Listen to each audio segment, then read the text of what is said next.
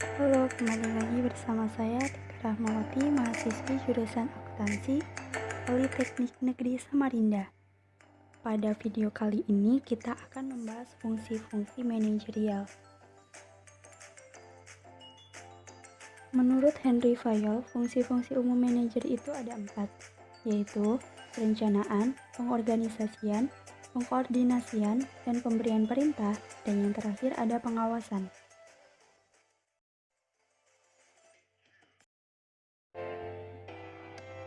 Selain Henry Fayol, terdapat juga beberapa para ahli yang mengemukakan pendapatnya tentang fungsi-fungsi manajerial, di antaranya sebagai berikut.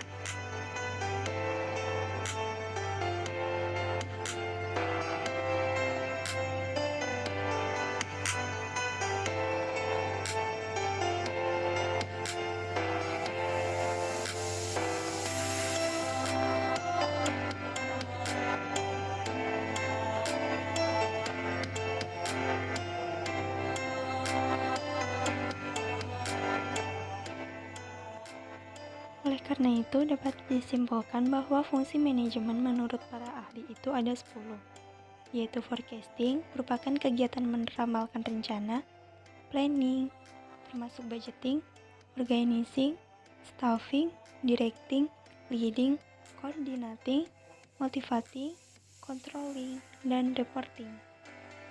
Sebenarnya terdapat 3 fungsi pokok manajemen yang ada di setiap pendapat para ahli, yaitu planning, organizing, dan controlling. Nah, pada dasarnya, fungsi-fungsi yang lainnya mengandung artian yang sama, hanya saja penyebutannya yang berbeda, di mana pada dasarnya adalah fungsi staffing, directing, atau leading. Di sini kita akan membahas fungsi-fungsi umum manajerial. Yang pertama ada fungsi perencanaan atau planning. Perencanaan digunakan untuk menetapkan tujuan, strategi, program, prosedur, sistem, anggaran, dan standar untuk mencapai suatu tujuan dalam organisasi. Oleh karena itu, memungkinkan adanya 1. Organisasi memperoleh dan mengikat sumber daya yang diperlukan. Yang kedua, melaksanakan kegiatan yang konsisten sesuai dengan prosedur. Yang ketiga, kemajuan dapat terus dimonitor dan diukur. Fungsi selanjutnya yaitu pengorganisasian atau organizing, di mana dalam fungsi ini berkegiatan untuk menentukan sumber daya dan kegiatan yang dibutuhkan dalam mencapai tujuan, merancang dan mengembangkan organisasi ke arah tujuan, penugasan tanggung jawab, serta pendelegasian wewenang. Fungsi ini menciptakan struktur formal, di mana para pekerja ditetapkan, dibagi, dan dikoordinasikan. Fungsi yang selanjutnya ada penyusunan personalia atau staffing, merupakan rekrutmen, latihan, dan pengembangan serta penempatan dan pemberian orientasi karyawan dalam lingkungan kerja yang produktif, di mana kegiatannya mencangkup pembuatan sistem penggajian, penilaian karyawan untuk promosi atau kenaikan jabatan, dan transfer atau perpindahan karyawan. Kemudian, menentukan demosi atau penurunan jabatan dan pemecatan. Dan yang terakhir ada latihan dan pengembangan karyawan. Fungsi yang keempat ada pengarahan atau leading. Fungsi ini sering disebut juga sebagai directing, motivating, atau actuating. Dalam fungsi ini, pemimpin berhak membuat karyawan melakukan apa yang diinginkan dan harus dilakukan dalam suatu organisasi demi tercapainya tujuan yang telah ditetapkan.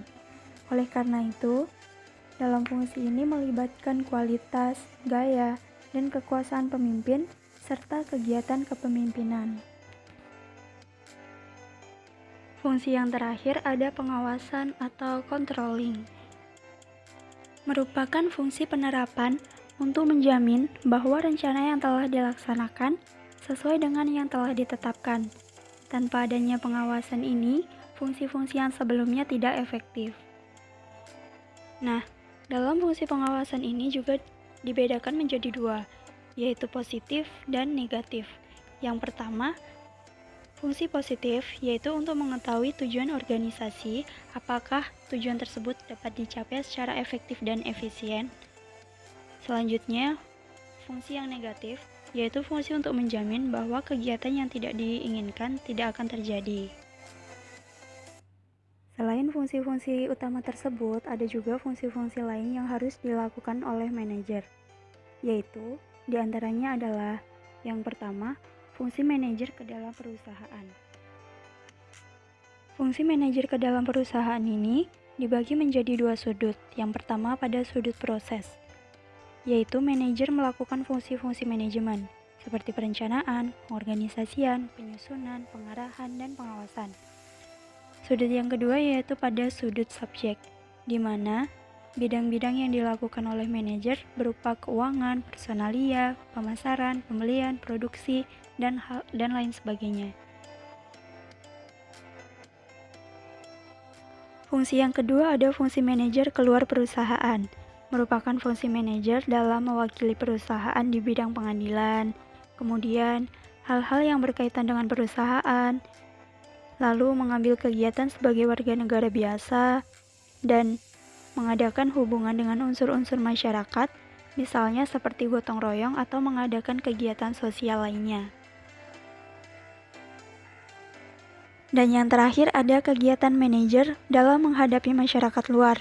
Yang pertama, dengan mengadakan pengumuman seperti membuka pengumuman lowongan kerja. Yang kedua, menyelenggarakan konferensi pers dan pertemuan. Yang ketiga, menyelenggarakan pameran. Yang keempat, mengatur siaran melalui radio seperti iklan. Yang kelima, mengadakan kontak dengan unsur pemerintah dan masyarakat. Yang keenam, membuat analisa dari pendapat umum. Dan yang terakhir, menerima kunjungan dari pihak luar ke dalam perusahaan, seperti menerima kunjungan industri dari berbagai sekolah ke dalam perusahaannya. Itulah sedikit penjelasan tentang topik 4 yaitu fungsi-fungsi manajerial. Sekian dan terima kasih.